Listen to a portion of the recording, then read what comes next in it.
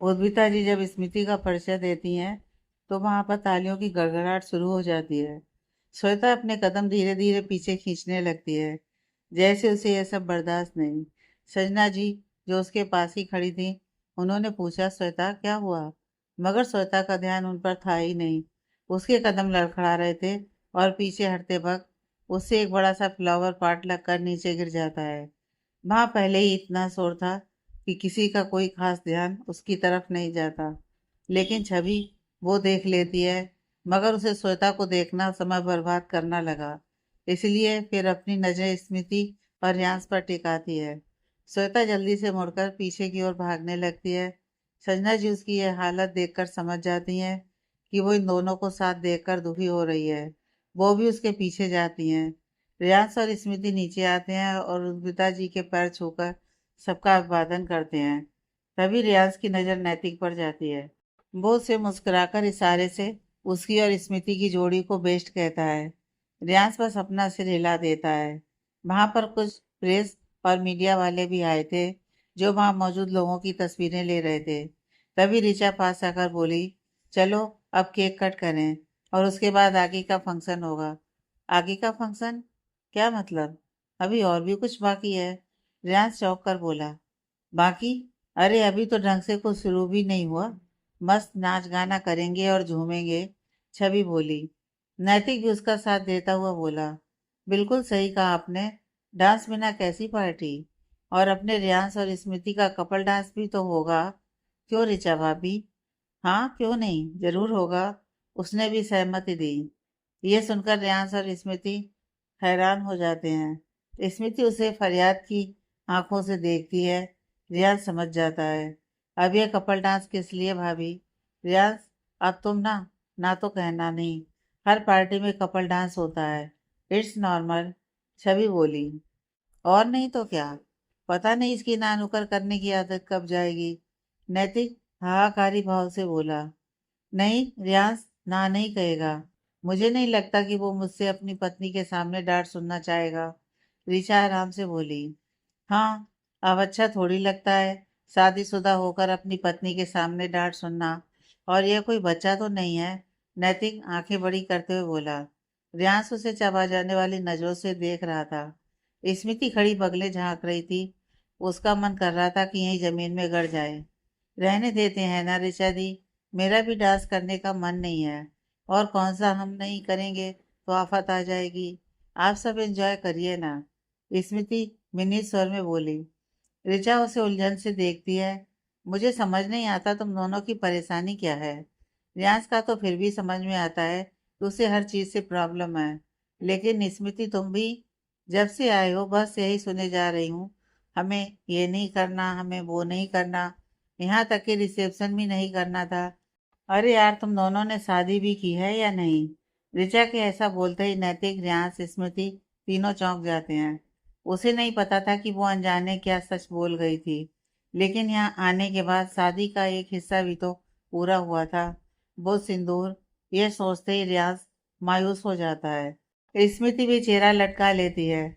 ऋचा दोनों को देखती है, फिर बोली, अब मैं सच में तुम दोनों को कुछ भी करने के लिए फोर्स नहीं करूंगी, सच में। और वहां से जाने लगती है।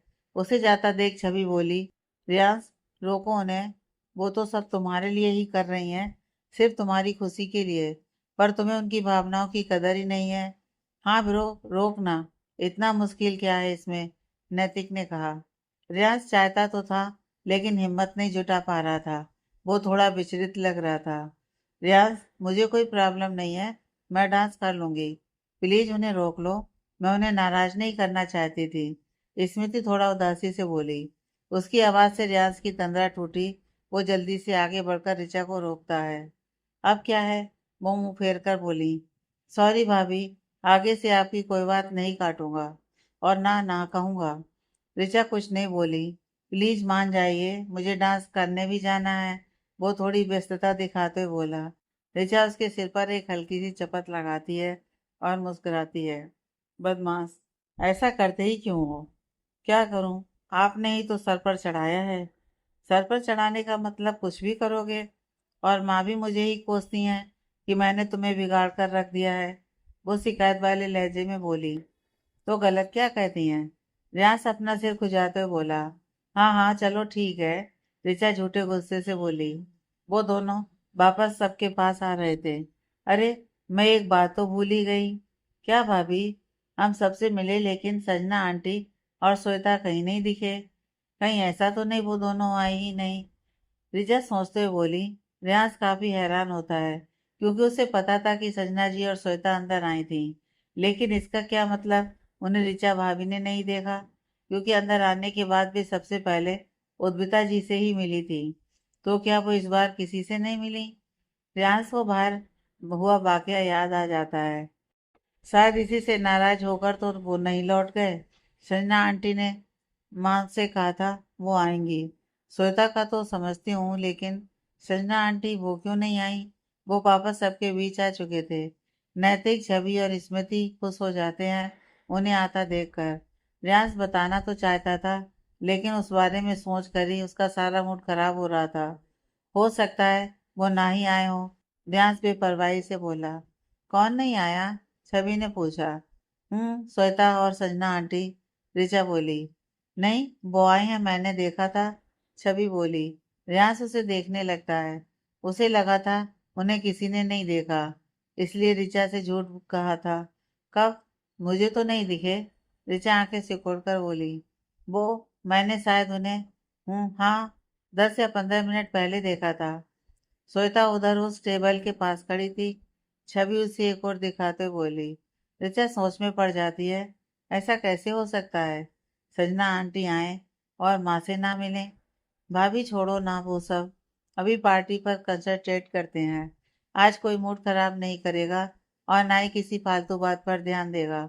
नैतिक ने बात बदली। राइट, लेट्स पार्टी, छवि बोली।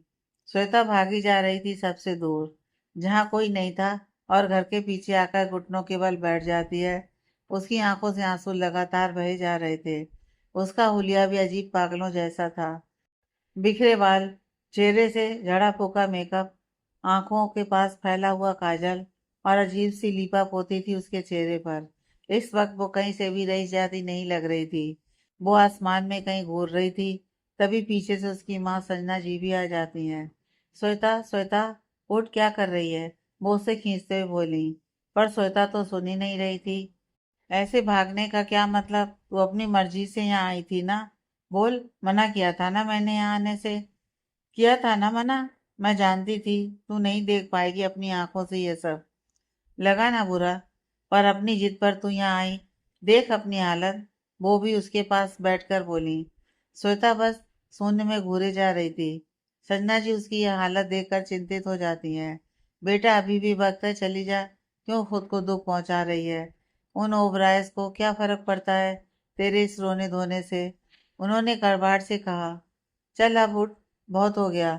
मैं ड्राइवर से बोल के तुझे घर छुड़वा देती हूँ। तू ही क्यों, मैं भी चलती हूँ। अब बचा क्या है यहाँ? उन्होंने श्वेता को उठाते हुए कहा। पर श्वेता उनका हाथ झटक देती है। वो उसे हैरानी से देखती हैं। वह लड़खड़ाते हुए खड़ी होती है और अपने पर्स से रुमाल निकालकर अपना पूरा चेहरा साफ करती है। माँ, आप पार्टी में चलिए, मैं बस 2 मिनट में बाथरूम से आई।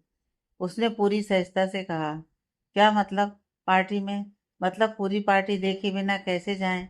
मैं ठीक हूँ, मुझे कुछ नहीं हुआ है। वो ऐसे बोली जैसे कुछ हुआ ही नहीं हो, और तेज कदमों से आगे बढ़ गई। इस लड़की का कुछ नहीं हो सकता। मैं क्या करूं?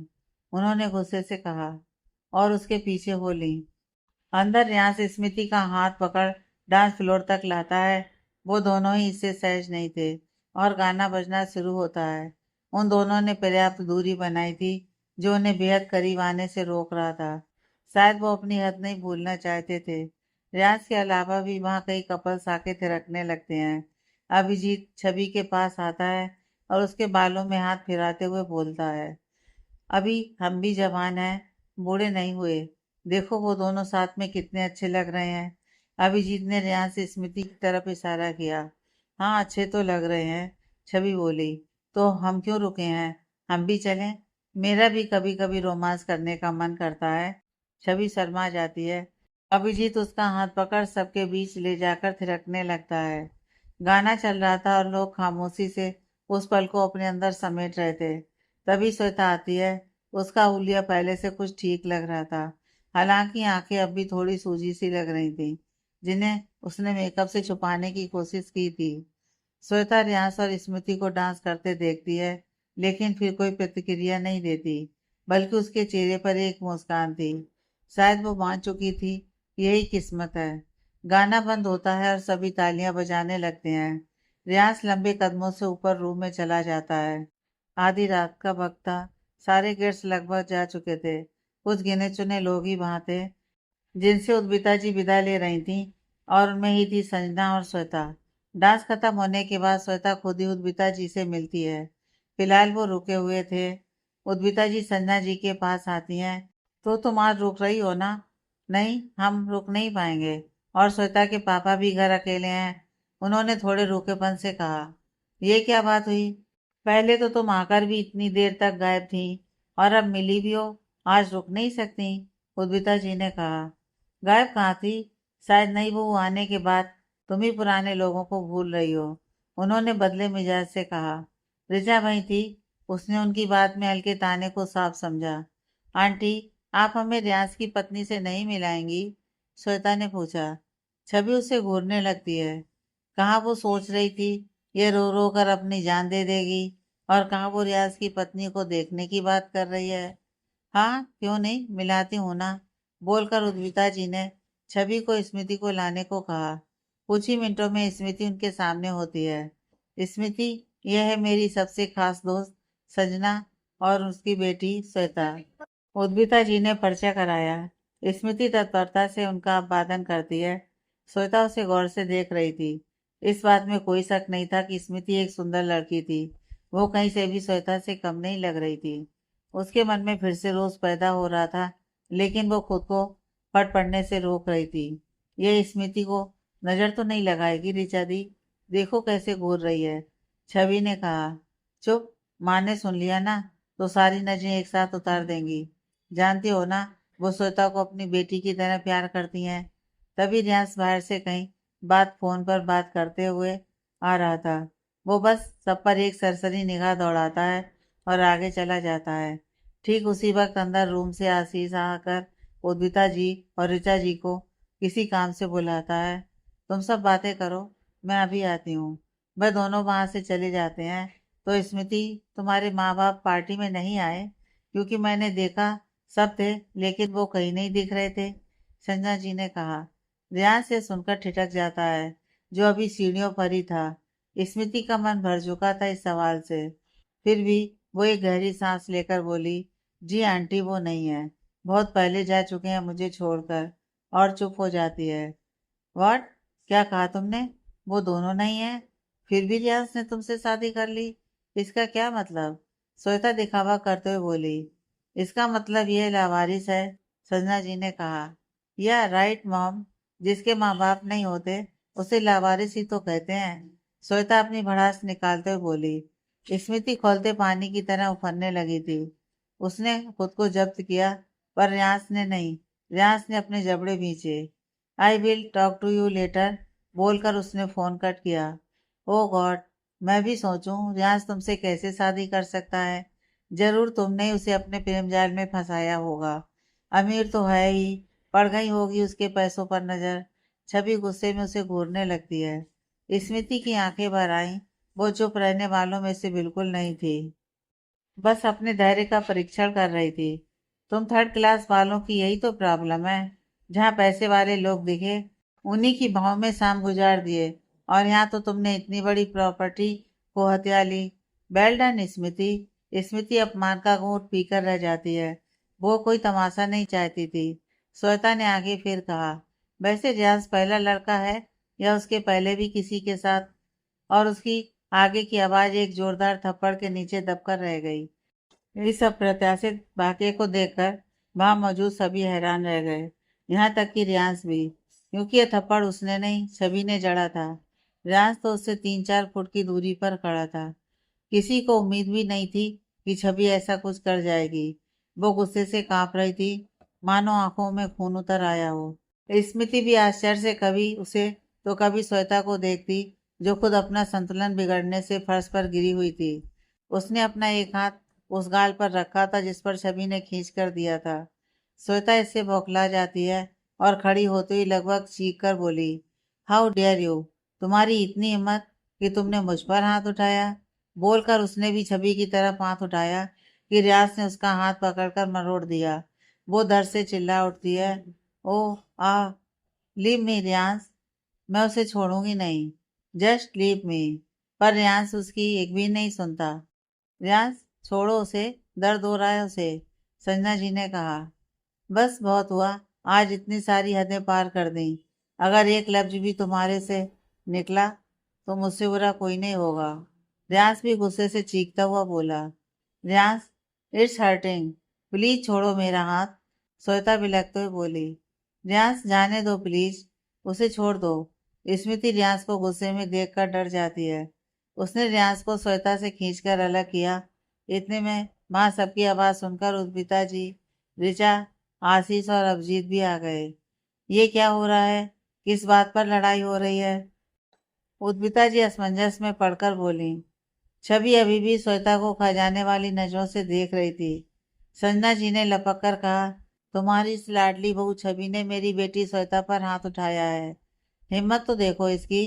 यह सुनकर उनकी आंखें फटी रह जाती हैं। अभिजीत आगे बढ़कर अविश्वास से बोला, छवि, तुमने सच में श्वेता पर हाथ उठाया? हाँ, उठाया है, और अगर ये ऐसी ही रही तो बार बार उठाऊंगी। वो गुस्से से फुफकारते हुए बोली। तुम्हारी ये मजाल कि तुम श्वेता पर हाथ उठाओ? उद्भिता जी ने कहा। माँ, आप शांत रहिए, छवि ऐसा कर ही नहीं सकती।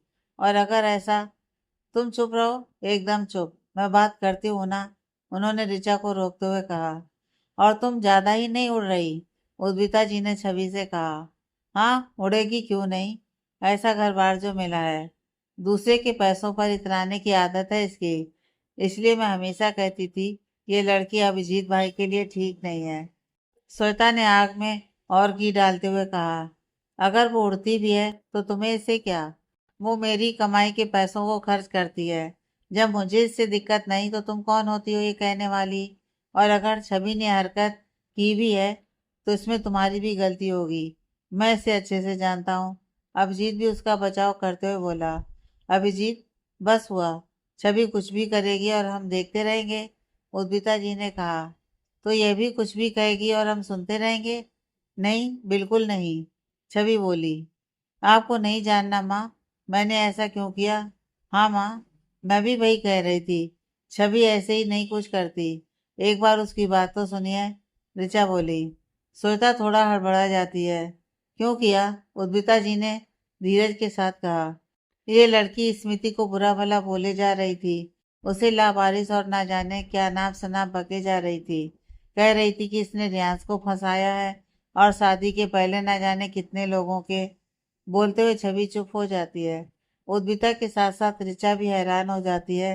स्मृति आंखें बंद कर लेती है। स्मृति, क्या यह सच है जो अभी छवि ने कहा? उन्होंने स्मृति से कहा। स्मृति हाँ में से रिला देती है।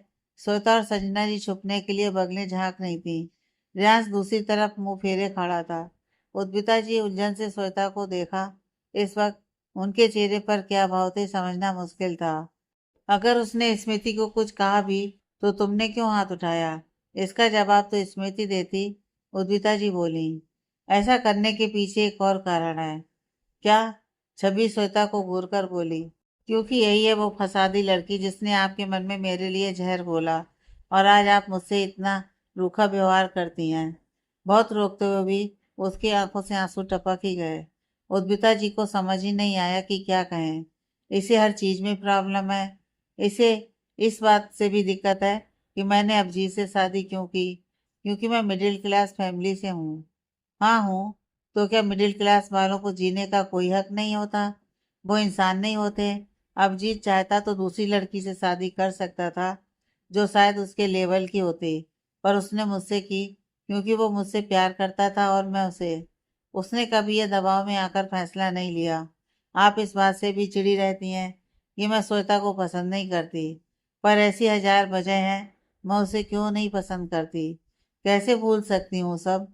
शादी के बाद जब भी श्वेता मुझसे मिलती, मुझे जलील करने का, मुझे नीचा दिखाने का कोई मौका नहीं छोड़ती, हमेशा मुझे मेरी औकात याद दिलाती। वो रोते हुए बोली। सभी गौर से सुन रहे थे और धीरे धीरे आपको भी मुझसे दूर करने लगी। मुझे पता है इसी ने आपसे कहा था कि मैं कभी माँ नहीं बन सकती। अभिजीत को यह सुनकर झटका लगता है। ऋचा के साथ साथ स्मृति भी चकित रह जाती है। मैं मानती हूँ मैं अभी माँ नहीं बनी, कुछ कॉम्प्लिकेशंस भी हैं, लेकिन इसका मतलब यह नहीं कि मैं कभी प्रेग्नेंट हो ही नहीं सकती। अभी मेरी शादी को ढंग से 2 साल ही हुए हैं। अरे फैमिली प्लानिंग नाम की भी कोई चीज़ होती है, और कितने सारे लोग तो कई सालों तक फैमिली प्लानिंग नहीं करते। माँ को चीजें सही वक्त आने पर ही मिलती हैं। आपका यह रूखा व्यवहार हमेशा मुझे अंदर तक भेजता है। मैं सब समझती हूँ, लेकिन फिर भी बिना कोई शिकायत किए सहती हूँ। मुझे भी बुरा लगता है। और आज वही सब यह स्मृति को बोल रही थी। मुझे समझ नहीं आ रहा, अगर स्मृति के पेरेंट्स नहीं है तो क्या वो शादी भी अब नहीं कर सकती? इस बात का उसके और रियाज के रिश्ते से क्या लेना देना? शायद ये खुद जलील होना चाहती थी। बहुत अच्छा हुआ जो इसकी शादी रियान से नहीं हुई, क्योंकि ये इस घर और रियांस दोनों के लायक नहीं। आपने इसे इतनी आज़ादी दी, प्यार दिया, जिसका इसने नाजायज फायदा उठाया। बताओ ऐसी लड़की को कोई प्यार करने के बारे में सोच भी कैसे सकता है? अब तो रियाज की शादी हो गई। इसी बात का रोष ले स्मृति को नीचा दिखाने की कोशिश कर रही थी, पर असल में ये खुद बहुत गिरी हुई नीच इंसान है, और इसी वजह से मेरे हाथों को गलती भी हो गई। पर मुझे इसका पछतावा नहीं है। छवि की बात सुन स्मृति और ऋचा की आंखें भर जाती हैं। किसने सोचा था यह हमेशा हंसमुख रहने वाली लड़की अपने अंदर हजार दर्द छुपाए होगी। कभी पता ही नहीं चलने दिया। श्वेता की हालत पतली हो रही थी। इतना सब सुनने के बाद क्या उद्विता जी चुप रहेंगी? मुझे सच में जलन होती है माँ, जब आप श्वेता को मुझसे ज़्यादा प्यार करती हैं। वो तो इसकी हकदार भी नहीं है, और जो है आप उसे करती नहीं। क्यों? आखिर मैंने क्या पाप किया है? इसलिए आज जो भी बातें थी मैं उन्हें साफ कर रही हूँ। इसी बात से आपकी नाराज़गी है ना कि मैं कभी प्रेग्नेंट नहीं हो सकती? लेकिन ये झूठ है। मुझे बस थोड़ा सा टाइम चाहिए, वो हिचकियाँ लेते हुए बोली। उद्विता जी को भी अब थोड़ा अपने बर्ताव पर अफसोस हो रहा था। माँ, मुझे बस आपका थोड़ा सा प्यार चाहिए, मैं उतना तो डिजर्व करती हूँ ना। बोलकर छवि अपने हाथों से अपना चेहरा ढककर रोने लगती है। अभिजीत उसके करीब आकर उसके गले लगाता है और उसके माथे को चूमता है। जानता तो था कि आप छवि से कुछ नाराज रहती हैं, पर यह नहीं जानता था कि उसकी वजह यह थी आप इतनी बड़ी और समझदार होकर भी किसी और की बातों में आ गईं। आपके इस व्यवहार को मैंने भी यही सोचकर नज़रअंदाज किया कि एक दिन सब ठीक हो जाएगा, लेकिन ऐसा सिर्फ मुझे लगा, ऐसा कुछ था नहीं। अभिजीत भरे गले से बोला। और तुम? उसने श्वेता को कहा। क्या तुम इसलिए रोज यहाँ आती थी कि माँ के कान भर सको? तुम्हें तो मैंने अपनी बहन माना था, उसका ये सिला दिया। छवि मेरी पत्नी है और इस घर की बहू, इसलिए तुमसे ज्यादा अधिकार उसका है, इस घर पर भी और माँ पर भी। वो कठोर स्वर में बोला। नहीं भाई, ऐसा कुछ नहीं। मैं तो ऐसा कुछ, ये झूठ है। श्वेता कुछ भी बोले जा रही थी। बकवास बंद करो। अभिजीत ने डपटा। वो पिताजी की तरफ मुड़ते हुए बोला। माँ, आप बताइए, क्या यह सच है? किसने आपसे कहा था कि छवि कभी माँ नहीं बन सकती? उद्विता जी सोच में पड़ गईं। उन्होंने गुस्से से श्वेता पर एक निगाह डाली, जो नजरें चुरा रही थी। हाँ, कहा था इसने, उन्होंने काफी सर्द लहजे में कहा, और मुठ्ठियां भींच ली। उनका जवाब सुनकर सब सन्न रह जाते हैं। अभिजीत अपना माथा पकड़ लेता है। इस बात से वो भी कहीं ना कहीं आहत हुआ था। चलो छवि, बहुत रात हो गई है, आराम कर लो। वो भावविहीन होकर बोला। छवि भी उसके साथ जाने लगती है। स्मृति उसे जाता देखकर बोली। छवि छवि पीछे को मुड़ती है। स्मृति जल्दी से आकर उसे गले लगा लेती है। उसे उसके लिए बहुत बुरा लग रहा था। दोनों की आंखें भर चलती हैं। आज छवि के भी दिल का गुबार हल्का हो गया था। काफी बोझ लगता था उसे ऐसे रहना, लेकिन अब वो खुद को हल्का महसूस कर रही थी। आज उसने सारी अपनी मन की बातें बाहर निकाल दी थी। थोड़ी देर बाद वो दोनों अलग होती हैं। मेरे लिए स्टैंड लेने के लिए थैंक यू, स्मृति अपने आंसू पोंछते हुए बोली। छवि भी फीकेपन से मुस्कुरा देती है और वापस जाने लगती है। उनके जाने के बाद उनके पिताजी श्वेता की तरफ मुड़ती हैं। आज तुमने मुझे मेरे ही बच्चों की नजरों में गिरा दिया। गलत हुआ, बहुत गलत, वो टूटे स्वर में बोली। क्या गिरा दिया उद्विता? गलत तो मेरी बच्ची श्वेता के साथ हुआ। रियाज के साथ इसका रिश्ता जोड़ने की बात करती थी और अंत में शादी इसके साथ करा दी। क्या है इस दो कौड़ी की लड़की में? ये मेरी श्वेता की बराबरी भी नहीं कर सकती। संजना जी ने कहा। उद्विता जी ने भी त्योरियां चढ़ाई। अगर तुम्हें याद नहीं तो बता दूं कि तुम मेरे पास अपनी बेटी का रिश्ता लेकर आई थी। भले ही मैंने इस पर विचार किया, लेकिन कभी अपनी तरफ से रिश्ते की बात नहीं की। वो तुम ही थी जो बार बार रियान से श्वेता की शादी की बात करती थी। और रही बात स्मृति की, तो वो खुराना इंडस्ट्रीज के मालिक यशवंत खुराना की बेटी है।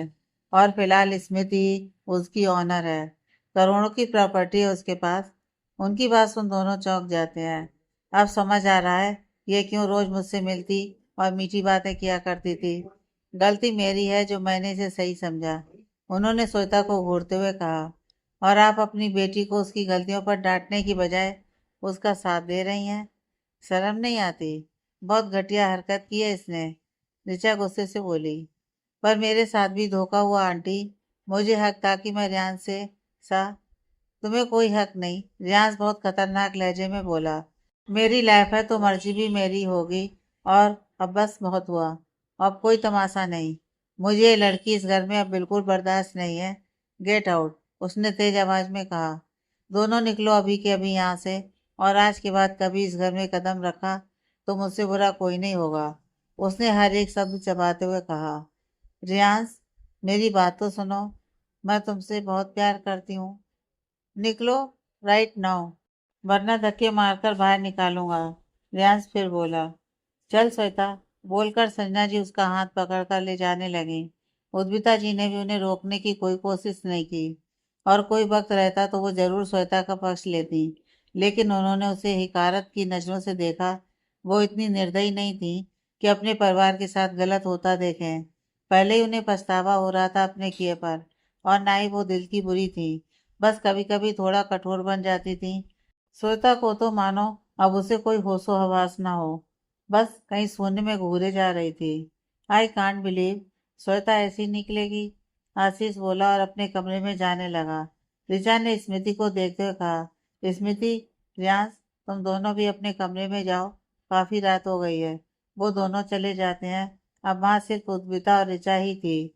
ऋचा ने देखा वो काफी दुखी नजर आ रही हैं। माँ, आप भी आराम कर लीजिए। कैसे करूं? मन अंदर से बेचैन हो रहा है, उन्होंने निराशा से कहा। सब ठीक हो जाएगा, आप छवि से कल बात कर लीजिएगा। मैं आपकी मनोदशा समझ रही हूँ, ऋचा ने ढाढ़स बंधाया। हाँ, पता नहीं वो क्या सोच रही होगी। वो एक अच्छी और सुलझी हुई लड़की है। आपका प्यार उसे मोम की तरह पिघला देगा। उसने कहा ना, उसे बस आपकी थोड़े से प्यार की जरूरत है। उद्भिता जी ने अपना सिर हिलाया। सुबह हो गई थी, लेकिन ओबराय मेंशन में अभी भी सन्नाटा पसरा हुआ था। रात को बड़ी मुश्किल से ही सब सोए थे। रिया किचन में सबके लिए चाय और नाश्ता बना रही थी। उसके साथ उसकी कुक थी, जो मदद कर रही थी। उद्भिता जी आरती की थाल लिए ईश्वर की पूजा कर रही थी। तभी स्मृति भी वहां आती है। उद्भिता जी को एक नज़र देख किचन की ओर बढ़ जाती है। गुड मॉर्निंग दी, स्मृति बोली। बदले में ऋचा ने भी मुस्कुराकर कहा, गुड मॉर्निंग। रियांश उठ गया तो उसके लिए चाय भिजवा दूं? हाँ, वो उठ चुका है, शॉवर ले रहा था। थोड़ी देर में वो नीचे आ जाएगा। ठीक है, अगर तुम्हें आज यहाँ के साथ शॉपिंग करने जाना है तो तैयार रहना, ऋचा बोली। हाँ, मुझे पता है, लेकिन ऐसे इस माहौल में, स्मृति हिचकिचाते हुए बोली। ऋचा ने काम करते हाथ को रोका। ऐसे माहौल से मतलब? सब ठीक है स्मृति, और जो नहीं ठीक है वो हो जाएगा। बड़ी मुश्किल से इस लड़के को मनाया है, ऐसे हाथ कहाँ आता है। और तुम्हें अपनी जरूरत की चीजें नहीं चाहिए? हाँ चाहिए तो बस रेडी रहना। जो भी बीती रात हुआ उसे भूल जाओ, ऋचा ने सहजता से कहा और अपने काम में लग गई। आप इतना पॉजिटिव कैसे रह लेती हैं ऋचा दी? मेरे लिए तो बहुत मुश्किल है।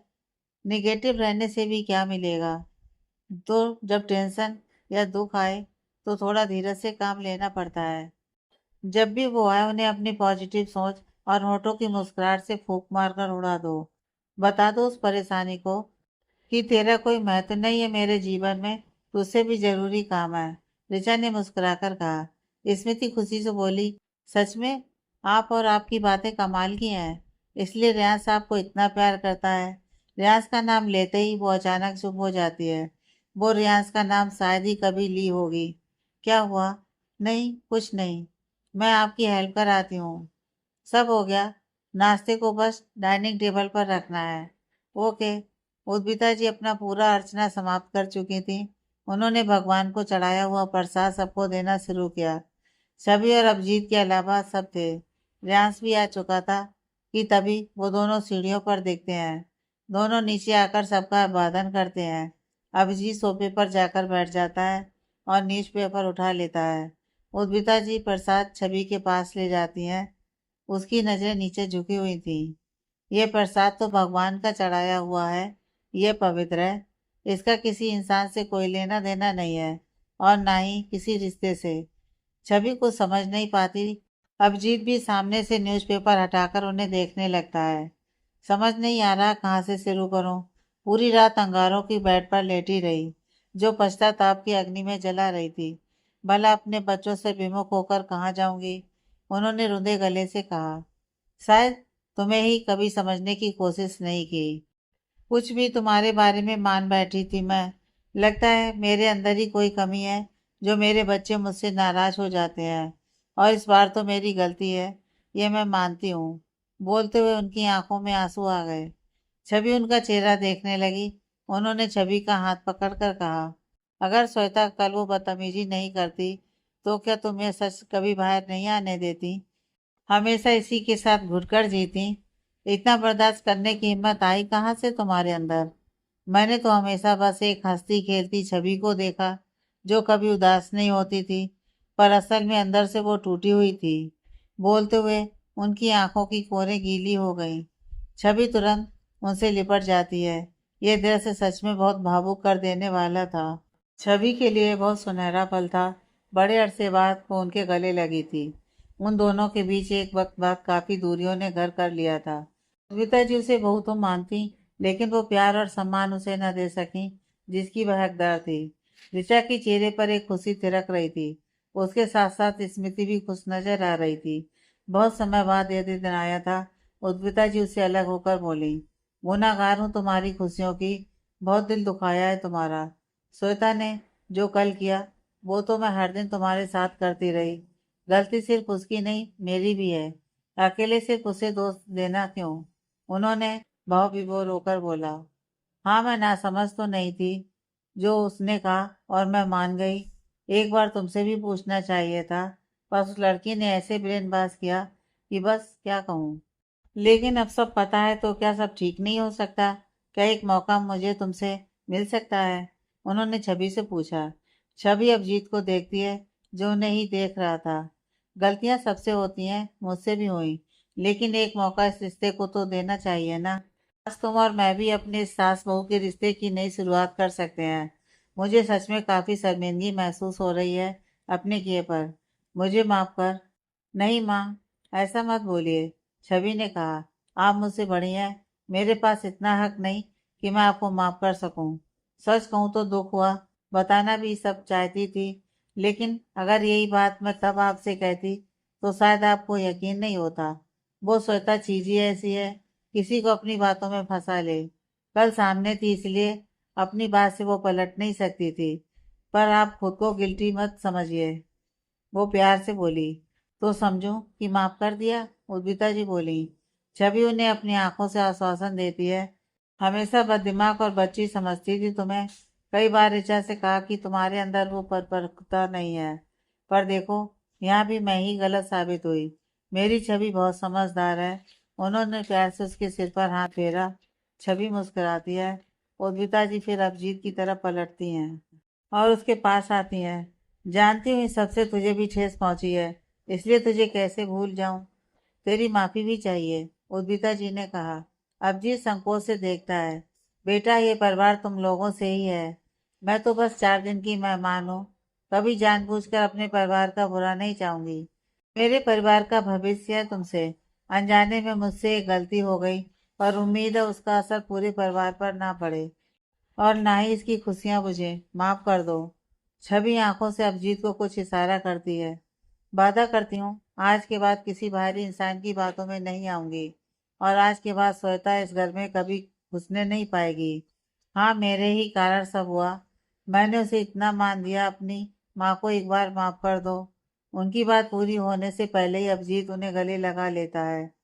मुझे दुख हुआ क्योंकि सभी ने इतना कुछ सहा माँ, वो भी बिना किसी गलती।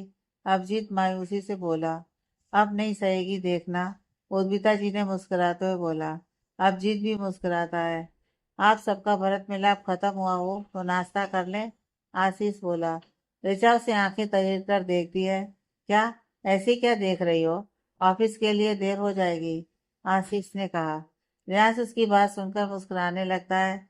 स्मृति उसे देखती है जैसे यकीन ना हो। भला ये भी हंसना जानता है। ठीक है चलो तुम सब, उद्विता जी ने कहा। पूरे परिवार में माहौल सही हो चुका था, इसलिए सब खुश थे। नाश्ते के बाद सब अपने काम पर निकलने लगते हैं। रियांश बाहर लगभग आ ही गया था कि ऋचा उसे रोकती है। रियांश, वो पलटता है। जी भाभी, याद है ना आज तुम्हें शॉपिंग के लिए जाना है? क्या? पर मुझे शॉपिंग नहीं करनी, भूल गए?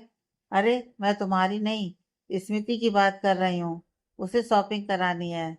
अरे यार, अब मुझे क्या पता लड़कियों को क्या चाहिए। मैंने आज तक कभी किसी लड़की के लिए शॉपिंग नहीं की, रियांश परेशानी से बोला। ऋचा उसे एक चपत लगाती है। उसे जो चाहिए वो खुद ले लेगी। तुम्हें उसे ले जाना है और उसके साथ रहना है और बिल पे करना है। तो एक काम करिए, आप ही उसे क्यों नहीं ले जाती? रियांश भारी समझदारी से बोला। ऋचा उसे खजाने वाली नजरों से देखती है। शादी मैंने की है, तुमने? बताओ वो किसकी पत्नी है? अरे भाभी, आप तो नाराज। बस मैंने कह दिया ना, शॉपिंग कराने तुम ही ले जाओगे। याद है तुम्हें उसकी पहली रसोई के दिन मैंने क्या कहा था? क्या? यही कि तुम उसे शॉपिंग कराओगे, उसका गिफ्ट जो देना भूल गए थे, जो उसका नेक होता है। ऋचा चिढ़कर बोली। हाँ याद आया, उसने याद किया। पर भाभी मुझे एक जरूरी मीटिंग अटेंड करनी है, नहीं हो पाएगा। रियांश बोला। मीटिंग कब है तुम्हारी? दो हैं, एक 12:30 पर और दूसरी 2 o'clock। कोई बात नहीं, मीटिंग जब खत्म हो शाम को तब स्मृति को ले जाना। अभी बहुत टाइम है, मतलब शाम को। वो थके स्वर में बोला। हाँ शाम को, क्यों? तब भी कोई मीटिंग है? नहीं भाभी। तो शाम को जल्दी घर आना और स्मृति के साथ जाना। मैं बोल दूंगी वो रेडी रहेगी। ओके, आ जाऊंगा, वो हाथ जोड़ता हुआ बोला। चल बदमाश, जाओ अब। शिवम अपने ऑफिस के केबिन में बैठा था। उसके टेबल पर नेम प्लेट थी जिस पर उसका नाम दर्ज था, शिवम खुराना।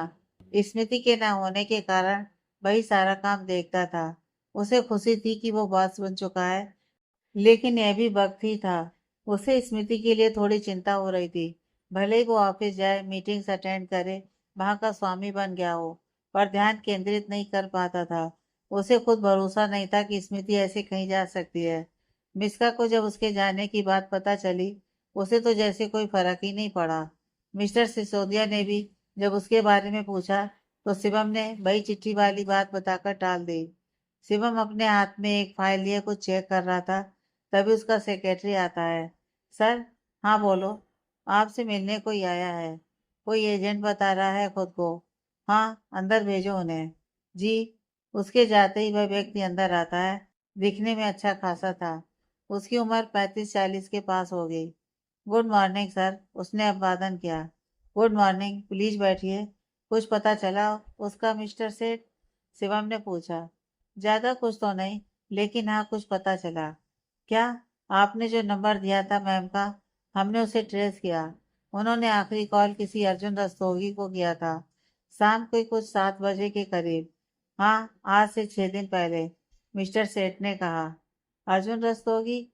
हाँ, इसे मैं जानता हूँ। और उसके बाद उनका फोन बंद आ रहा है और आखिरी लोकेशन भी इसी शहर की है। क्या? हाँ सर, जब लोकेशन ट्रेस किया तो पता चला वो हाईवे के पास वाले कच्चे रास्ते की है, जो सेफली रोड की तरफ। ये तो पास ही है, पर स्मृति वहां क्यों जाएगी? शिवम परेशानी से बोला। मैं ये तो नहीं बता सकता कि वो वहां क्यों गई होगी, पर वो जगह आपके ऑफिस से बस 15-20 मिनट की दूरी पर है। आप चाहो तो वहां जाकर एक बार देख सकते हो, मिस्टर सेठ ने कहा। शिवम सोच में पड़ जाता है। क्या कहा था आपने? कच्चा रास्ता है? जी, हाईवे से लगकर ही है, पर वहां से शायद ही कोई गुजरता होगा। थोड़ा जंगली एरिया है। जंगली एरिया? शिवम का दिल डूब जाता है। उसे किसी अनहोनी की आशंका नजर आ रही थी। भला स्मृति उस जंगली रास्ते से क्यों जाएगी? 1 मिनट, उस दिन तारीख क्या थी? शिवम बोला। 9 तारीख थी। क्यों? मिस्टर सेठ बोले। और आज 14। यह वही दिन है जिस दिन उस अर्जुन ने उसे अपनी पार्टी में इनवाइट किया था। शिवम सोचते हुए बोला। आपका मतलब अर्जुन रस्तोगी ने? हाँ। और शिवम उसे सारी बातें बताता है। मतलब वो उनके घर जा रही थी। आपको एक बार उनसे बात करनी चाहिए। और जैसा मैंने कहा, आखिरी कॉल भी उन्हीं की थी। वो इस शक के घेरे में आ रहे हैं। उनके गायब होने के पीछे शायद उन्हीं का हाथ हो। आई एम जस्ट गेमिंग, कुछ भी हो सकता है। शिवम को सोचने लगता है। क्या आपको लगता है यह कोई किडनैपिंग का केस हो सकता है? शिवम बोला। हाँ, बिल्कुल हो सकता है। ऐसे बीच रास्ते से गायब होना, उनका फोन बंद हो जाना, किडनैपिंग की ओर इशारा कर तो रहा है। तो ये बिल्कुल हो सकता है। ठीक है, मैं उस जगह जाऊंगा। पर मेरी आपसे एक रिक्वेस्ट है। प्लीज आप उसका पता लगाने के लिए जो कर सकते हैं करिए। अगर आपको दूसरे इलाके तक भी जाना पड़े तो बेशक जाइए। कोई भी जानकारी मिले तो मुझे जरूर बताइए। शिवम ने कहा। मैं अपनी पूरी कोशिश करूंगा, पर मेरे हिसाब से आपको पुलिस कंप्लेन कर देनी चाहिए। उन्हें गायब हुए 5 दिन से भी ज्यादा हो गए हैं। हाँ, बस एक बार शेफाली रोड भी जाकर देख लूं, शिवम ने कहा। पर असल में वो स्मृति के उस भेजे हुए लेटर की वजह से पुलिस कंप्लेन नहीं कर रहा था। क्या पता स्मृति सच में कहीं गई हो कुछ दिनों के लिए। ठीक है, मैं चलता हूँ। जैसे ही कुछ पता चला मैं आपको इन्फॉर्म करूंगा, मिस्टर सेठ उठते हुए बोले। और वो उससे विदा लेता है। रियाज अपनी मीटिंग खत्म कर वापस अपने घर जा रहा होता है। उसे ये करना तो नहीं था, लेकिन मन मार कर जा रहा था। स्मृति को पहले से ही रिचा और छवि ने तैयार कर दिया था। कार बाहर ही पार करके वो रिचा को फोन मिलाता है। भाभी, मैं बाहर खड़ा हूँ, आप उसे भेज दीजिए। तुम उसे अंदर आकर खुद क्यों नहीं ले जाते?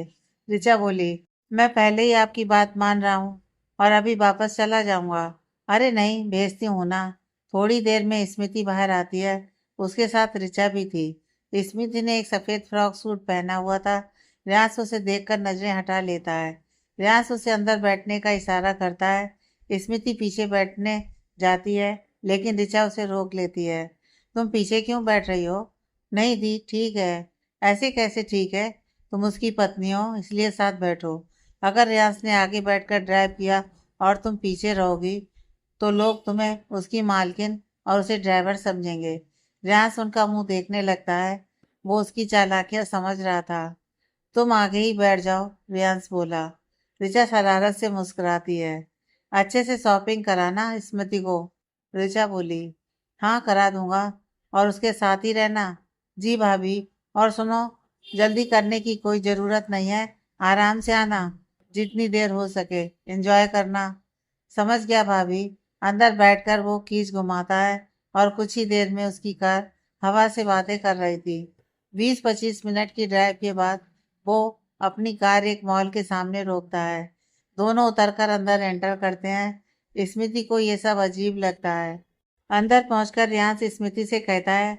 तुम्हें जो भी चाहिए वो ले लो। मैं मॉल के कैफे एरिया में जा रहा हूँ। जब तुम्हारा हो जाए कॉल कर देना। स्मृति उसे देखने लगती है। मेरे पास फोन नहीं है। तुम्हें नहीं पता? ओह ठीक है, तुम शॉपिंग करो, मैं खुद ही आ जाऊंगा। तुम वीमेन सेक्शन में ही रहोगी ना? हाँ, 1 घंटे में हो जाएगा। कम से कम 2 घंटे तो आराम से लग जाएंगे। ठीक है। रियांश उसे अकेला छोड़कर चला जाता है। स्मृति अपनी शॉपिंग करने में लग जाती है। वो खुश थी कि रियांश उसके साथ नहीं था। उसके रहते वो असहज हो जाती थी। उसने अपने लिए हर तरह के कपड़े लिए, साड़ियाँ, सूट्स, नाइट ड्रेस और कुछ फैंसी वेस्टर्न ड्रेस भी। उसके बाद वो एक्सेसरीज लेने गई। फिर वहां से लिंगरी की तरफ उसने अपनी जरूरत का हर एक सामान ले लिया। अपना सामान पकड़ाने के लिए स्मृति ने वहीं खड़ी एक सेल्स गर्ल की हेल्प लेती है। आज बहुत समय बाद वो शॉपिंग कर रही थी। उसके चेहरे पर एक खुशी नजर आ रही थी। करीब 2 घंटे हो चुके थे। रियांश उसे ढूंढते हुए आता है। थोड़ी देर यहाँ वहाँ देखने के बाद स्मृति उससे दिख जाती है। वो देखता है उसने बहुत सारी शॉपिंग की है। अभी वो शू स्टोर में थी। तुम्हारी शॉपिंग हो गई? रियांस आता हुआ बोला। हाँ बस हो चुकी है। मुझे हील्स लेने थे। ओ गॉड, तुम लड़कियां कितनी शॉपिंग करती हो। रियांस उसके शॉपिंग बैग्स को देखकर बोला। मैं जितने भी दिन रहूंगी उतने दिन की जरूरत की चीजें तो चाहिए ना। स्मृति उसे देखते हुए बोली। ओके, जल्दी करो। शॉपिंग के बाद रियांस उसकी बिलिंग करता है, जो कि बहुत ज्यादा था। उसका सामान कार तक लाने के लिए दो सेल्स गर्ल आती है। उनके जाने के बाद रियांस स्मृति की तरफ मुड़ता है। रियली, तुमने लाखों रुपए की शॉपिंग की है। इतना तो मैं पूरे 6 महीने में भी नहीं करता जितनी तुमने एक दिन में की है। मैं लड़की हूँ ना कि लड़का जो एक शर्ट 10 शादियों में पहन लेता है। और वैसे भी ये तुम्हारे एक दिन की कमाई से भी कम है। बोलकर कार की तरफ बढ़ती है। स्मृति, वो हिचकिचाते हुए बोला। उसकी आवाज़ सुन स्मृति उसे देखती है। वो कुछ लाया था, वो जल्दी से बोला। उसने उसे एक बॉक्स दिया। स्मृति उसे खोलती है। उसके अंदर एक नया स्मार्टफोन था। स्मृति रियांस को घूरने लगती है। तुम्हें चाहिए था इसलिए दिया, अगर नहीं चाहिए तो कोई बात नहीं। अरे नहीं, मुझे चाहिए। स्मृति उसकी बात पूरी होने से पहले ही बोली। फिर वो जाकर कार के अंदर बैठ जाती है। लगभग अंधेरा छा गया था। रियाज की कार रास्ते पर अपनी रफ्तार से दौड़ी जा रही थी। स्मृति अपने से विंडो से टिकाकर बैठी बाहर का नजारा देख रही थी। तभी अचानक वो बोली, कार रोको।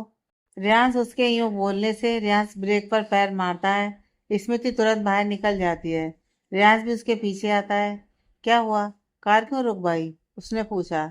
मुझे वो पानी पूरी खाना था और बर्फ का गोला भी, वो हिचकिचाते हुए बोली। रियांस उसे देखता रह जाता है। मतलब इतनी सी बात के लिए वो रुका? उसने ध्यान दिया, वह जगह एक सनसेट पॉइंट थी और वहाँ काफी फूड स्टॉल लगे थे। ठीक है, तुम खाओ, मैं वेट करता हूँ, रियांस बोला। यहाँ भी पैसे तुम्हें ही देने हैं, स्मृति धीरे से बोली। हाँ पता है। तुम नहीं खाओगे? नहीं, उसने संक्षिप्त सा उत्तर दिया। स्मृति पानी पूरी की स्टॉल पर चली जाती है और रियाज कार से टिककर खड़ा हो जाता है। वो स्मृति को देखने से बच रहा था। वह नहीं चाहता था कि वो उसे लेकर कुछ गलत सोचे। फिर वहां से स्मृति बर्फ के गोले लेती है। तभी स्वतः ही उसकी नजर रियांस पर आ जाती है। वो देखती है कि रियांस किसी से फोन पर बात कर रहा है। वो एक लंबी कद काठी का सुंदर सा युवक था। हवा की वजह से उसके आगे के बाल उसके माथे पर आते हैं, जिन्हें वह अपने हाथों से पीछे को करता है। ऑफिस के सूट में भी रियांस गजब लग रहा था। इस बात में कोई शक नहीं था कि वह एक हैंडसम लड़का था। पता नहीं स्मृति ने इस पर पहले क्यों नहीं ध्यान दिया। रियांस इस बार फिर अपने बालों में हाथ फेरता है और उसकी भी नजर स्मृति से लड़ जाती है। स्मृति झट से अपनी नजरें फेर लेती है। उसका दिल जोरों से धड़क रहा था। आज पहली बार उसने रियांस को इतने ध्यान से देखा था। हालांकि रियांस ने कभी भी उस भाव से उसे नहीं देखा। थोड़ी देर बाद स्मृति उसके पास जाती है। उसके लिए भी उसने एक बर्फ का गोला लिया था। चलें? हाँ क्यों नहीं, पहले तुम इसे टेस्ट करो। बर्फ का गोला? मैंने कहा था ना कि मुझे नहीं चाहिए, वो आराम से बोला। मुझे लगा कहीं तुम ये ना सोचो कि मैं अकेली ही खा रही हूँ और तुम्हें नहीं पूछा, इसलिए ले आई, स्मृति बोली। चलो कोई बात नहीं, फेंक देती हूँ। वो फेंकने ही वाली होती है कि रियाज उसका हाथ पकड़ लेता है। स्मृति के बदन में एक करंट सा दौड़ जाता है। नहीं, फेंकने की कोई जरूरत नहीं है, मुझे दो। वो उसके हाथ से बर्फ का गोला लेते हुए बोला। हूँ, ये बहुत अच्छा है, काफी समय बाद ट्राई कर रहा हूँ, रियांस ने कहा। स्मृति को अच्छा लगता है। जानती हो, जब मैं अपने स्कूल फ्रेंड्स के साथ स्कूल से घर आता था तो हम सब ये गोला जरूर खाते थे, पर उनके जाने के बाद मैं तो इसे खाना ही भूल गया था। हम सच में तब बहुत मजा करते थे, रियांस खुशी से मुस्कुराते हुए बोला। उसे हंसता देख स्मृति भी मुस्कुराती है। मुझे याद है, एक बार तो हम बारिश में भीग कर यहाँ तक आए थे। हाँ, पहले मैं यहाँ आ चुका हूँ। मेरा दोस्त अब है, उसे कोल्ड हुआ था, इसलिए उसकी नाक बह रही थी। फिर भी उसने बर्फ का गोला खाया और खाते वक्त ही उसकी नाक बहकर उसके उस गोले पर लग गई। ओ गॉड, हमने उसे बहुत चिढ़ाया, रियांस हंस रहा था। स्मृति उसकी बात सुनकर ठठाकर हंस पड़ती है। रियांस भी उसकी हंसी में साथ देता है। एक पल के लिए वो सोचती भी है कि रियांस हंस सकता है, आज एक अरसे बाद वो भी इतनी खुश हुई थी, वरना हंसना वो तो एक जमाने पहले की बात थी उसके लिए। आज उसे कुछ अलग ही एहसास हो रहा था, बहुत कुछ सुखद, पर क्या वो खुद नहीं जानती थी। उसके अंदर एक नई भावना ने पनपना शुरू कर दिया था। अपनी बातें खत्म कर दोनों वहां से निकल जाते हैं, मगर उन्हें नहीं पता था कि किसी की नजरें उन पर आ चुकी हैं। वो शख्स कोई और नहीं, मिस्का थी, जो अभी भी फटी आंखों से उसी दिशा में देखे जा रही थी जहां रियाज की कार दौड़ रही थी। मिस्का को तो होश ही नहीं रहा ये सब देखकर। उसका सिर चकरा रहा था। क्या यह स्मृति थी, उसकी अपनी सौतेली बहन, वो भी किसी लड़के के साथ? पर क्यों? वो तो बाहर गई थी वेकेशन पर, तो यहाँ इस शहर में कैसे? और और उसकी मांग में सिंदूर और गले में मंगलसूत्र क्यों था? उसने शादी कर ली, कब, कैसे, और बिना किसी को बताए? इस ठंड भरे माहौल में भी उसे पसीने आ रहे थे। आसान थोड़ी नहीं होता है किसी भी अपने को इतने समय बाद देखना, वो भी इस हालत में। मिस्का अपनी जगह पर जड़ हो गई थी। तभी उसकी दोस्त तान्या ने पीछे से आते हुए उसे आवाज दी, वाह यार, अभी ये वीडियो अपलोड किया और इतने सारे लाइक्स आ गए, अमेजिंग। मिस्का चल, तान्या आगे बढ़ते हुए बोली। लेकिन मिस्का टस से मस नहीं हुई। उसने फिर कहा, मिस्का क्या हुआ, किसे देख रही है? उस लड़की ने उसकी नजरों का अनुसरण किया। हाँ, क्या कुछ भी तो नहीं, उसने हड़बड़ाते हुए कहा। तो चल ना, एक मिनट, तू इतनी घबराई सी क्यों लग रही है? वो उसे गौर से देखते हुए बोली। मैं ठीक हूँ, मिस्का अपना चेहरा पोंछते हुए बोली, पर वो अंदर से बेहद आंदोलित थी। तान्या ने भाप लिया, नहीं कुछ हुआ है ना, बताओ क्या बात है। तान्या, वो मैंने अभी अभी अपनी बहन को देखा, अंततः उसने बता दिया। बहन? यानी स्मृति दी को? यार तू ऐसे कैसे रिएक्ट कर रही है, जैसे घोस्ट देख लिया हो। तान्या मजे से बोली, पर मिस्का के चेहरे के भाव सख्त हुए। मैं मजाक नहीं कर रही। तो क्या हुआ, बहन ही तो है ना, परेशानी क्या है? तान्या ने अपनी समझ से कहा। मिस्का भी सोचने लगी इसे पूरी बात कहाँ पता है, लेकिन जिस लड़की के लिए सब परेशान है और वो यहाँ है, घर नहीं आ रही, क्या बात हो सकती है? घर तो बताना ही होगा ना कि उसने स्मृति को देखा है। मिस्का तान्या को सारी बात बताती है, जिसे सुनकर वो भी चौंक गई। तो वो शादीशुदा स्मृति दी थी? हाँ यार, मैं भी वही सोच रही हूँ।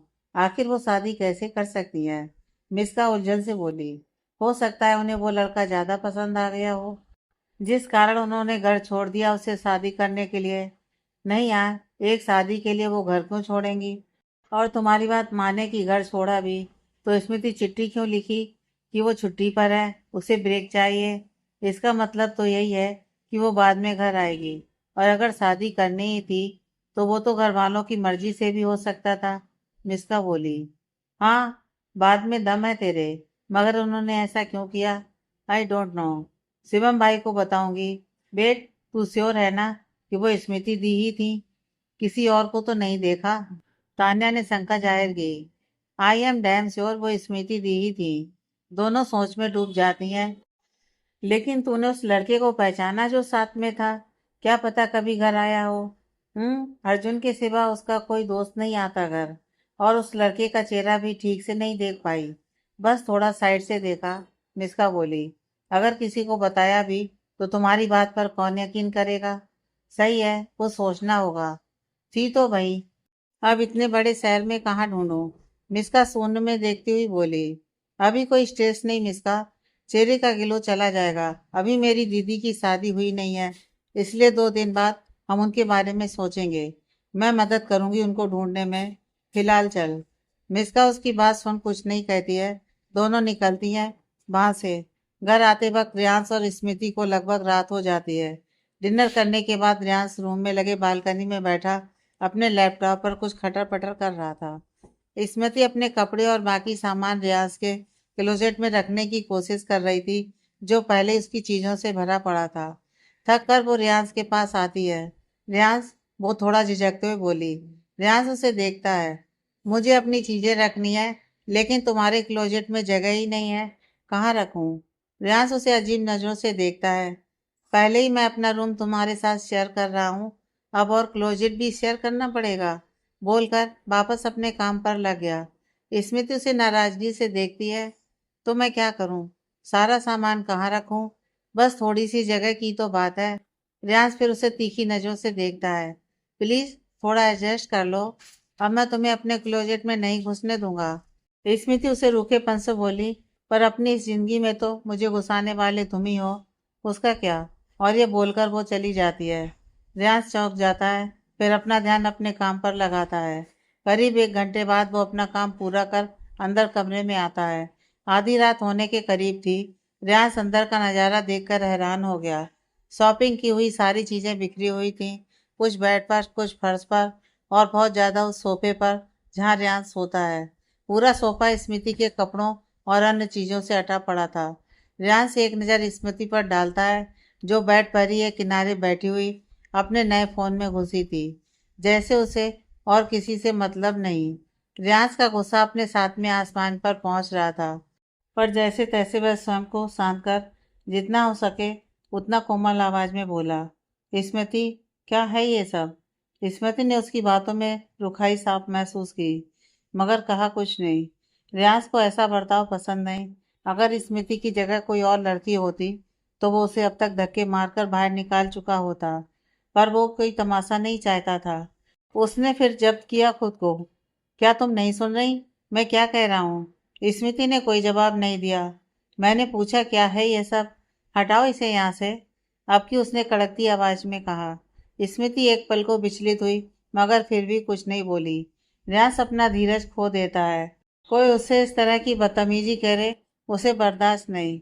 रियास तेज कदमों से बढ़कर स्मृति की तरफ जाता है और उसका हाथ पकड़ लेता है। उसका फोन चलाता हाथ रुक गया। स्मृति सकपका गई।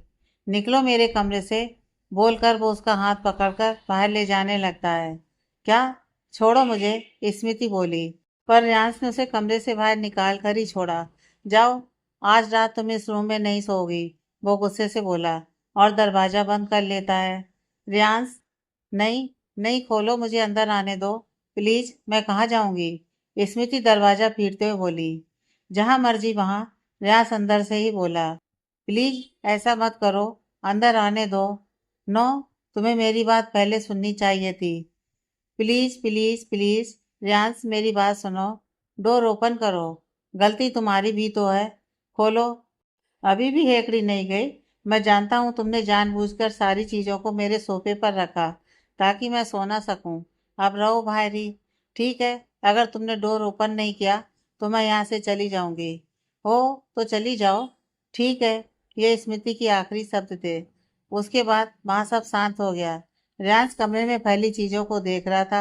आखिर उसे समेटना तो होगा ही, अगर सोना है तो। वो परेशान हो गया। 1-2 मिनट वो खड़ा सोचता ही रह गया क्या करे। फिर उसे स्मृति का ख्याल आया। क्या वह गई सच में। आवाज तो नहीं आ रही, और वो जाएगी कहाँ। रियांश धीरे कदमों से दरवाजे की ओर आता है। कहीं स्मृति बाहर ही खड़ी हुई तो, क्या पता वो जाने का नाटक कर रही हो। उसने बेआवाज दरवाजे को खोला और बाहर देखता है, मगर वहां कोई नहीं था। सच में गई क्या। रियांश ने आसपास देखते हुए बड़बड़ाया। स्मृति, स्मृति, उसने आवाज दी। ओ सेठ, मेन डोर तो खुला है, कहीं बाहर तो। वो जल्दी से अपने कमरे में गया और ड्रॉर खोलकर कुछ निकालता है और वापस बाहर को लपका। स्मृति गुस्सा से सूनी सड़कों पर चल रही थी। वो अभी ओबराय मेंशन से बाहर निकली ही थी, इसलिए ज्यादा दूर नहीं गई थी। अचानक झाड़ियों की ओर से 2 लोग निकले और उसके सामने आ गए। स्मृति उनके यूं आने से डर जाती है। वो दोनों से अजीब नजरों से देख रहे थे। उन्हें देखकर स्मृति हैरान हो गई। ये दोनों तो वही हैं जिन्होंने उसे किडनैप कर उसे कोठे पर ले गए थे। क्यों, बाहर हवा खाने आई हैं, एक ने बेहूदगी से कहा। स्मृति जाने को पीछे पलटती है, लेकिन वो उसे रोक लेते हैं। नहीं, जाने दो, ऐसा सोचना भी मत। रुक, भाग रही है हमसे, पर कब तक। हाँ, लौट के तो हमारे कोठे पर ही आएगी, फिर तो तेरे साथ भी, बोलकर वो हंसा। स्मृति ज्यादा दूर नहीं थी मेंशन से। कोठे के नाम पर उसकी रूह तक कांप उठती थी। इससे अच्छा तो वो रियांश के साथ ही यहीं हमेशा रहे। स्मृति, तभी पीछे दूर कहीं से रियांश की आवाज आई। उन दोनों ने भी उस तरफ ध्यान दिया। इसी एक सेकंड का फायदा उठा स्मृति जितना तेज हो सके रियांश की ओर भागी। वो दोनों भी बिना कुछ सोचे उसकी तरफ भागे। भागती कहाँ है, रुक, अबे, एक बार हाथ तो आ। स्मृति आगे भागी जा रही थी, तभी रियांश भी सामने से आता दिख गया। स्मृति उससे लिपट जाती है। वो थर-थर काँप रही थी। रियांश हैरान सा कभी उसे तो कभी सामने देखता है। दोनों व्यक्ति अपनी जगह रुक गए। वो रियांश से 15-20 फीट की दूरी पर खड़े थे। रियांश भी उन्हें देखकर अपने जबड़े को खींचता है। रियांश, वो स्मृति ने बोलने की कोशिश की और बिना कहीं देखे ही अपनी उंगली से पीछे इशारा किया। रियांश उसे अपने एक हाथ के घेरे में लेता है और दूसरे हाथ में लिए गन की नली को उनकी तरफ मोड़ता है। गन को अपनी तरफ तना देख दोनों घबरा गए। जा बोल दे अपनी मालकिन को, स्मृति अब कहीं नहीं जाएगी, वो अपने घर रहेगी। रियाज गुस्सा से बोला। स्मृति ने कहीं भी देखने की जहमत नहीं उठाई।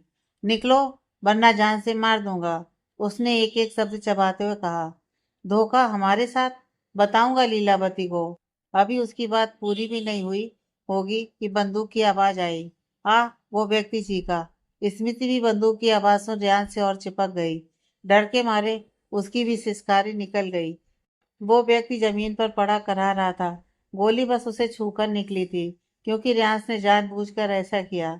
चलता है कि एक और चलाऊं? रियांश फिर कर जा। स्मृति तुरंत उससे अलग होती है, जैसे उसे अभी होश आया हो।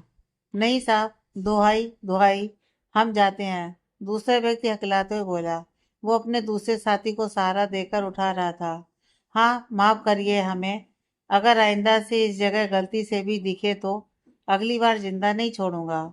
नहीं साहब, नहीं, हम दोबारा यहाँ कभी नहीं आएंगे। स्मृति वहां से चली जाती है।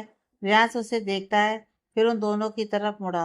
हाँ, यही अच्छा होगा, वरना आगे इस धमकी के लायक भी नहीं रहोगे। स्मृति वापस अपने रूम में आ गई थी। उसके 5 मिनट बाद ही रियाज आया। रियाज देखता है कि उसकी आंखें गीली हैं। तुम बाहर क्यों गई? तुम गन क्यों लाए? क्या तुम्हें पहले से पता था वो बाहर है? स्मृति तपाक से बोली। रियांश उसे देखता रहता है। नहीं, पर क्या पर मुझे लगा वो हो सकते हैं, क्योंकि 1-2 दिन पहले भी मैंने इन्हें यहाँ आसपास देखा था। तब याद नहीं आया कौन है, लेकिन अब पता चला ये दोनों तुम पर नजर रख रहे थे। स्मृति उसकी बात सुन परेशान हो गई। मुझे लेने के लिए? लेकिन मैं नहीं जाऊंगी। नहीं, मैंने कहा है ना, तुम्हें तुम्हारे घर सुरक्षित पहुंचा दूंगा। इनसे डरने की कोई जरूरत नहीं है। वो जगह, वो इस धरती पर नरक की तरह है। इससे अच्छा तो मर ही जाओ। रियाज उसे देखता है मगर कुछ नहीं कहता। अब ये बताओ, तुम बाहर क्यों निकली? उसने पहला सवाल ही दागा। तुम ही ने तो कहा कि चली जाओ।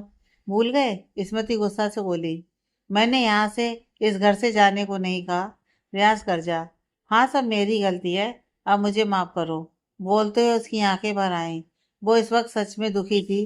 रियाज को भी लगा वो ज्यादा सख्ती कर रहा है। सॉरी, थोड़ी सी मेरी भी गलती है। चलो, तुम्हारे लिए क्लोजेट में जगह बना दूं। स्मृति उसे देखने लगी। अब क्या हुआ? नहीं चलोगी? देखो, बहुत रात हो गई है, मुझे सोना भी है, और यहाँ हर तरफ सब बिखरा पड़ा है। स्मृति उठकर चली जाती है।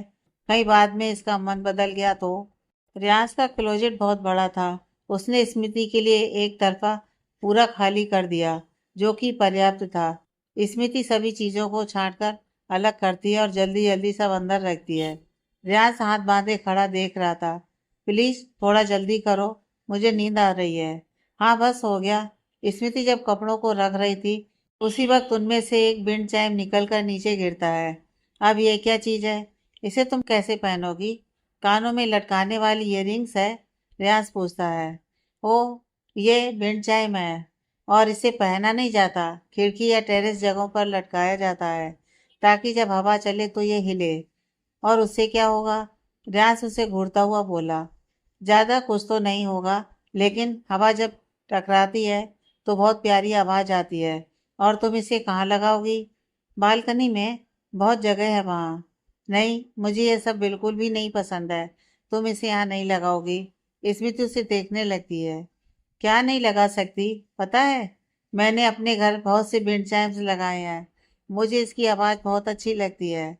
और अब अगर मैं यहाँ आ गई हूँ तो इसमें मेरी क्या गलती है? रियाज कुछ नहीं बोलता है, वहां से चला जाता है। रात के 2 बज गए थे। स्मृति ने सब फैला हुआ सामान समेट लिया। रियाज का सोफा भी अब खाली हो गया था। वो सोने की तैयारी में था। स्मृति ने भी अपना बिस्तर ठीक किया और बालकनी में गई। अपने हाथ में लिए बिंड चाइम को वो वहां टांग देती है। रियाज उसे देखने आता है वो क्या कर रही है। उसे अंदाजा बराबर से था कि स्मृति वहां क्यों आई। तुम नहीं मानोगी, रियाज पीछे से बोला। स्मृति मुड़ती है। इस बेजुबान की क्या गलती है? नहीं, कोई गलती नहीं है, रियान खींचते हुए बोला। तभी हवा का झोंका स्मृति के बालों से टकराते हुए विंड चाइम तक जाता है। वो खनखना उठता है। उसकी आवाज बहुत अच्छी थी। देखा कितना प्यारा है, स्मृति मुस्कुराते हुए बोली। विंड चाइम धीरे धीरे हवा के झोंके से हिल रहा था। रियाज उसके स्वर को महसूस करता है। तुम हर चीज से इतनी नफरत क्यों करते हो? कई बार ऐसा होता है, जिससे हम अभी नफरत करते हैं उसी से बाद में प्यार हो जाता है, स्मृति ने समझाते हुए कहा। रियांश कुछ नहीं कहता है। तुम्हें पता है, पहले मुझे भी स्कीइंग करना नहीं आता था और मुझे वो पसंद नहीं था। शायद मैं कर नहीं सकती थी इसलिए। लेकिन बाद में मेरे पापा ने मुझे स्कीइंग करना सिखाया और फिर मुझे उससे कभी नफरत नहीं हुई। जब तक हम कोई चीज़ ट्राई ना करें, सीखे नहीं, बस उसके नाम से भागें, तब तक कुछ नहीं हो सकता। और आगे चल के कितना अच्छा लगने लगता है, कहना मुश्किल है, स्मृति बोली। मुझे नफरत नहीं किसी से, बस पसंद नहीं, रियाज ने नजरें फेरे कहा। कुछ देर की खामोशी के बाद स्मृति बोली। मैं सोने जा रही हूँ। रियाज को भी एहसास हुआ कि वो कितनी रात गए यहाँ खड़ा है। वो भी जाने के लिए आगे बढ़ता है। तभी एक बार फिर से हवा का तेज झोंका आया और विंड चाइम झूमने लगा। रियाज ने एक पल को देखा और फिर चला गया। सुबह के 9 बज चुके थे, पर रियाज और स्मृति का कोई पता नहीं था। डाइनिंग टेबल पर बैठे सब उन्हीं का इंतजार कर रहे थे। कभी ऋचा तो कभी उद्भिता जी ऊपर सीढ़ियों की तरफ देखते हैं, जैसे वो अभी आ जाएंगे। इतनी देर तक रियाज तो कभी नहीं सोता। बीवी आने के बाद तो इसके हाव ही बदल गए हैं। आशीष टाइम देखता हुआ बोला। हाँ, आज तो समय का भी उसे ख्याल नहीं। ऐसे तो रोज बोलेगा लेट हो रहा हूँ। आज नहीं लेट हो रहा, अभिजीत बोला। नहीं, आज नहीं हो रहा। आज सोने के बदले वो अपनी सारी मीटिंग्स भी दांव पर लगाने को तैयार है, आशीष मुस्कुराते हुए बोला। अभिजीत उसकी बात सुन हंसने लगा। क्यों तुम दोनों उसका मजाक बना रहे हो? थक गया होगा, इसलिए इतनी देर तक सोया है, ऋचा बोली। स्मृति भी थक गई, अभिजीत ने बोलकर अपनी हंसी दबाई। छवि आंखें दिखाती है। हाँ, थक तो तुम दोनों भी गए थे अपनी शादी के पहली रात, याद नहीं? 10 बज रहे थे तो मैंने आकर उठाया, उद्विता जी बोली। दोनों एक दूसरे का मुंह ताकने लगे। यही बात ना रियाज के सामने बोलकर दिखाना हिम्मत है तो। छवि ने उन दोनों को चैलेंज दिया। चलो, तुम सब अपना नाश्ता शुरू करो, उद्विता जी बोली। 10 मिनट बाद ही वहां रियाज लंबे कदमों से सीढ़ियां उतर कर आया। वो सूट बूट में था। उसने बिना किसी को देखे बाहर का रास्ता लिया। अरे, बिना नाश्ता किए कहाँ निकल रहे हो? ऋचा बोली। भाभी प्लीज, आज ऑलरेडी लेट हो चुका हूँ, वो चलते हुए ही कहा। बस 2 मिनट रुको, चाय तो पीते जाओ। नहीं भाभी, जो पीना है ऑफिस में। आज एक बहुत जरूरी डील है। रात भर उसकी प्रेजेंटेशन रेडी कर रहा था। और सो, नहीं होगा लेट, अभिजीत मजे लेने के अंदाज में बोला। रियाज उसके कहने का मतलब समझ गया, लेकिन कहा कुछ नहीं। कुछ ही देर बाद स्मृति भी आ गई। उसे अच्छा नहीं लग रहा था कि वो आज भी इतनी देर गए उठी है। अरे, आ गई तुम, ऋचा मुस्कुराते हुए बोली। तुम्हारे लिए एक सरप्राइज है। क्या? स्मृति ने कहा। न जाने अब क्या होगा, रियाज को आने दो फिर बताऊंगी। स्मृति सोच में पड़ गई। शायद यह भी उससे और रियाज से जुड़ी चीज है। आगे की कहानी नेक्स्ट पार्ट में।